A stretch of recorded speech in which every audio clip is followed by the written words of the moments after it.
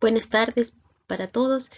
La siguiente presentación, en el siguiente video, el tema que hablaremos será sobre la filosofía griega y filosofía medieval, en un tema amplio, hablando del tema central que cada época filosófica presenta.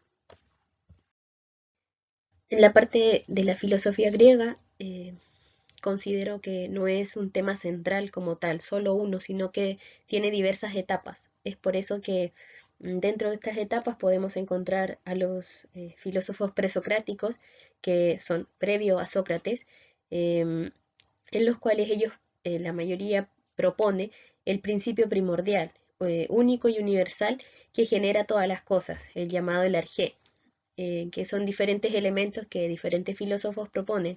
Algunos proponen el agua, el fuego y así diferentes elementos que consideran el arjé, que es el inicio de todas las cosas. Luego se continúa con Sócrates, que da un giro antropológico, un giro importante, y comienza a filosofar más en relación al ser humano, más en relación al ser. Eh, como tal, escritos y documentos de Sócrates no se encuentran propiamente más que por el discípulo, que es el que le sigue, que es Platón. Sin embargo, Platón, a pesar de ser discípulo de Sócrates, él también presenta su filosofía por el lado del idealismo platónico, que le llaman el mito de las cavernas. Y continuamos también con Aristóteles, que es eh, como el que desarrolla un poco más en profundidad esta filosofía del ser, por decirlo así, principalmente que es la metafísica, que es la materia que estudia el ser en cuanto ser.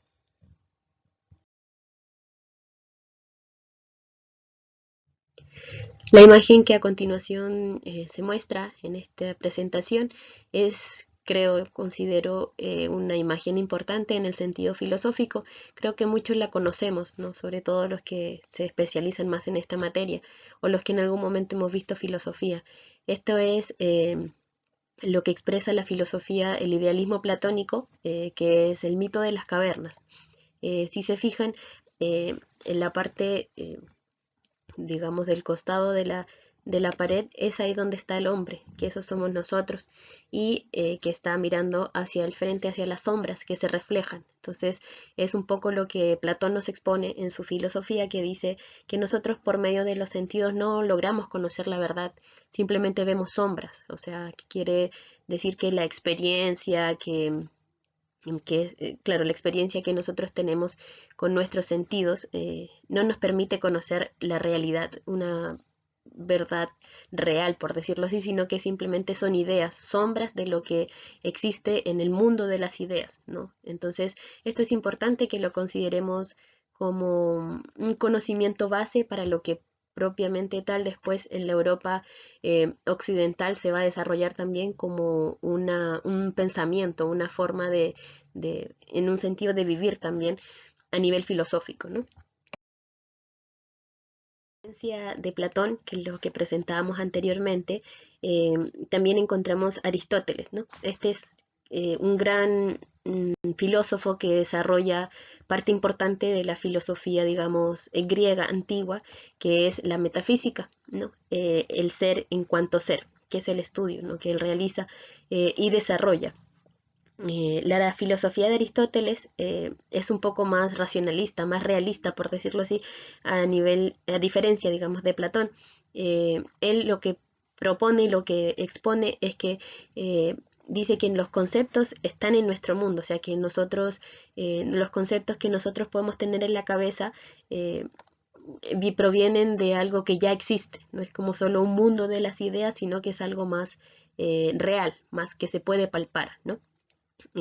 Como lo bien menciona ahí, también es una filosofía más realista, ¿no? Entonces, es importante que podamos entender y que por lo mismo he querido resaltar estos dos grandes filósofos, no, obviamente no porque los otros no sean importantes, sino porque el pensamiento del idealismo platónico y la metafísica y la filosofía realista de Aristóteles ayudan y en algún momento se encuentran en una disputa que en la filosofía medieval vamos a continuación a comprender y a ver con mayor claridad. Este es una imagen, es un fresco, una pintura que se encuentra en el Vaticano. Eh, en esta imagen es más grande y salen mucho más filósofos. Sin embargo, he querido resaltar a Platón y Aristóteles porque son dos grandes filósofos que nos ayudan a entender un poco también el pensamiento que más adelante en la filosofía medieval se va a desarrollar, ¿no? Que aportan bastante en el desarrollo y que uno profundiza en diferentes ángulos, ¿no? Que nos ayudan también a entender un poco más este pensamiento que se va desarrollando luego en el neoplatonismo, con los neoaristotélicos. Si se fijan, Platón ese tiene su mano hacia arriba, ¿no? Que es como que señala a Dios, ¿no? Entonces, que mm, más adelante voy a seguir explicando, pero es un poco para adelantarles que es esta experiencia y este entendimiento de que nosotros no podemos conocer por nuestros sentidos la verdad, o sea, la experiencia no es tan válida para él porque, en un sentido, porque la verdad única le pertenece a Dios, entonces por eso su mano está hacia arriba. Y Aristóteles, sin embargo, tiene la mano extendida más hacia la realidad, que él dice que sí podemos conocer con nuestros sentidos, sí podemos llegar a un conocimiento a través de la experiencia, entonces eso sí esta imagen nos aporta como más claramente la filosofía que cada uno de estos autores presenta.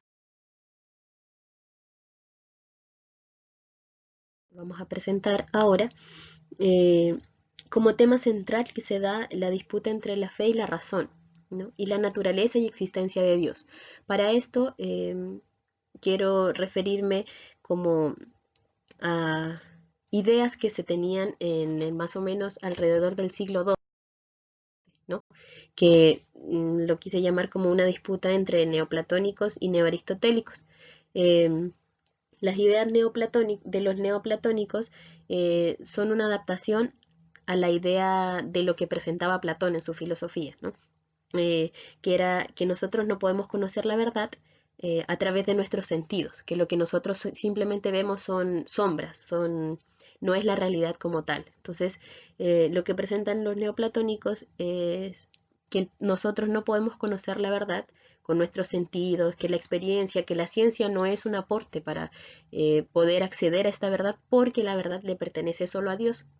Entonces, más o menos en el siglo XII se tiene este pensamiento todavía de este conocimiento, digamos, pero que es falso, en un sentido porque la realidad es una copia de la verdad que no está en este mundo y que pertenece a Dios. Entonces, más o menos ese pensamiento se tenía en lo que es la Europa occidental cristiana, del conocimiento, de poder acceder a esa realidad, ¿no?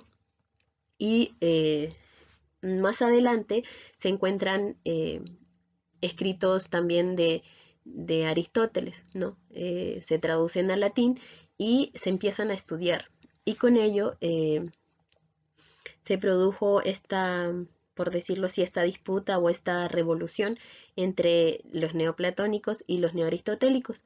¿Por qué? Porque si recordamos, Aristóteles lo que presentaba es esta filosofía más realista, que él decía que los conocimientos, los conceptos provenían de algo que ya existía, o sea, que sí están en nuestra mente. Entonces, lo que pasa al momento de ir entendiendo más estos documentos de Aristóteles, eh, lo que presentan los neoplatónicos dice que sí podemos conocer a través de nuestros sentidos la verdad, sí podemos conocer a través de la experimentación, lo que decía, a lo contrario, lo que decían los neoplatónicos, que a través de la ciencia y la experiencia no se podía conocer la verdad.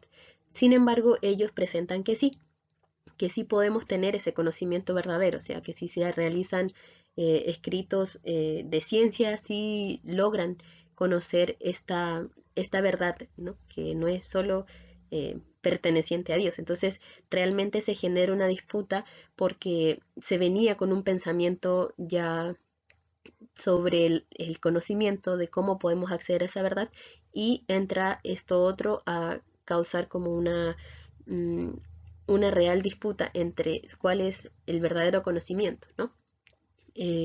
¿Cuál es la solución que se da en este tiempo también? Encontramos a Santo Tomás de Aquino.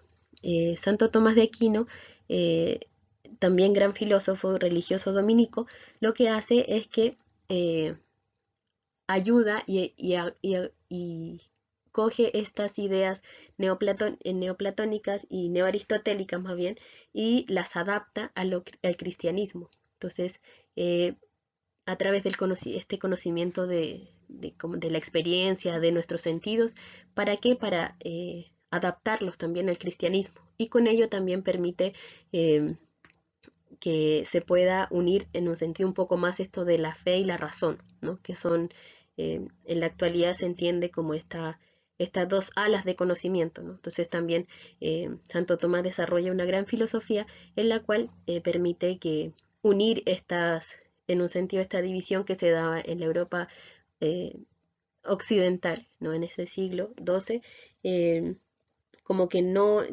logra consolidar estas ideas aristotélicas con el cristianismo y también que sabemos que él desarrolla las vías del conocimiento de Dios, entonces tiene varios tratados que ayudan a profundizar más en este tema.